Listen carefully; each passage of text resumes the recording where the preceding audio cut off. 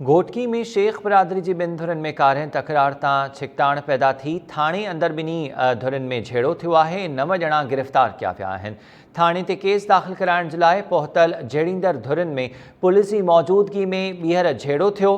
Police झेड़ींदड़ धुरनि जे 9 ॼणनि खे गिरफ़्तार करे लॉकअप हवाले करे छॾियो आहे। घोटकी में शेख बरादरी जी ॿिनि धुरनि में कारें तकरार तां थाणे अंदर ॿीहर झेड़ो थियो। पुलिस कार्रवाई कंदे ॿिन्ही धुरनि जे 9 ॼणनि खे गिरफ़्तार करे लॉकअप हवाले करे छॾियो। तफ़सील हिन जा मालूम कयूं था टाइम न्यूज़ रिपोर्टर माजिद संगड़ खां। माजिद, वधीक आगाह कजो हिन बाबति। जी बिल्कुल अमीर, घोटकी थाने से कारें तकरार तां शेख बरादरी जी ॿिनि धुरनि में पुलिस की मौजूदगी में झेड़ो थी पियो। घोटकी भरिसां ए सेक्शन थाने जे ॻोठ वलू महर ते रहवासी शेख बरादरी जी ॿिनि धुरनि में हलंदड़ कारें तकरार तां हिकु धुर जे जवाबदारनि आदिम हुसैन शेख गुलबार शेख लालबख्श शेख पंहिंजे साथियुनि सां गॾिजी करे घोटकी थाने जे फरियाद लाइ आयल रियाज़ शेख कलंदर बख्श शेख मीर मोहम्मद शेख ऐं ॿियनि मथां पुलिस की मौजूदगी में लतूं मुकूं ऐं ठोंशा हणी ज़ख़्मी कयो।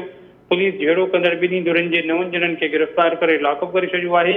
इन सिलसिले में राब्तो कंदे Ghotki A section Thane ji police जो चवणु आहे त शेख बरादरी ॿिनि धुरनि में कारें तकरार तां झेड़ो हलंदड़ आहे। ॿिन्ही धुरनि जा माण्हू हिक ॿिए ख़िलाफ़ केस दाख़िल करण लाइ घोटकी थाणे ते पहुता त उन जो दौरान झेड़ो थी पियो ऐं झेड़ो कंदड़ ॿिन्ही धुरनि जे 9 ॼणनि खे पुलिस गिरफ़्तार करे लॉकअप करे छॾियो आहे।